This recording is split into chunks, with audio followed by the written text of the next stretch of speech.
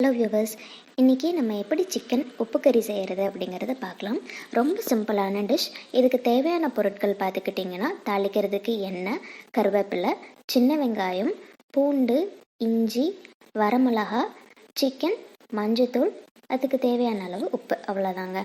So first இதில் வந்துட்டு என்ன பண்ணியிருக்கோன்னா, நம்ம எண்ணெய் ஊற்றி கருவேப்பிலை, காரத்துக்கு தேவையான அளவுக்கு வரமிளகா அப்படின்னு சொல்லி பார்த்தீங்கன்னா, காரம் உங்களுக்கு எப்படி இருக்கோ அந்த மாதிரி. இங்கே நான் ஒரு 3/4 கிலோ சிக்கனுக்கு வந்துட்டு ஒரு 8 வரமிளகா யூஸ் பண்ணியிருக்கேன். விதையெல்லாம் எடுத்துட்டேங்க.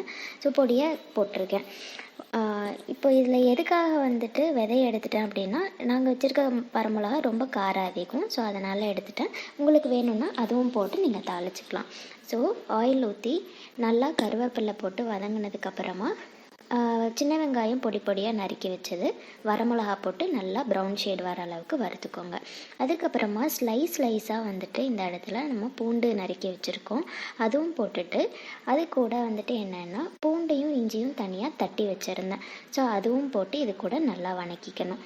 அது கூட வந்துட்டு இப்போ என்ன பண்ணியிருக்கோன்னா, சிக்கனை வந்துட்டு ஆல்ரெடி மஞ்சத்தூளும் தேவையான அளவு உப்பும் போட்டு வதக்கி வச்சுருந்தோம். ஸோ அது இது கூட போட்டு நல்லா நீங்கள் ஃப்ரை பண்ணணும்.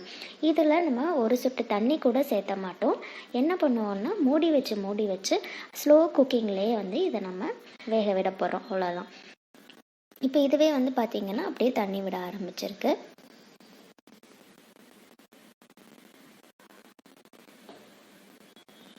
இப்போ வந்துட்டு என்ன பண்ணுறோன்னா, நம்ம மூடி வச்சு மூடிடுறோம்.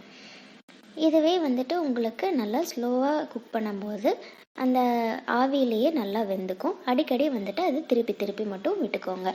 கடைசியில் வந்துட்டு இது என்ன ஆகும்னா, நம்ம ஊற்றிருக்க ஆயில் கூட இதாகி தண்ணியெல்லாம் நல்லா சுண்டி உங்களுக்கு வந்து வெறும் ஆயில் மட்டும் தெரியற மாதிரி வருங்க.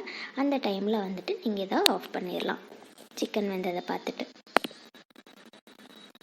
ரொம்ப ஈஸியான டிஷ். வெறும் வரமிளகா, வெங்காயம், உப்பு இது மட்டுமே வைக்கிறது.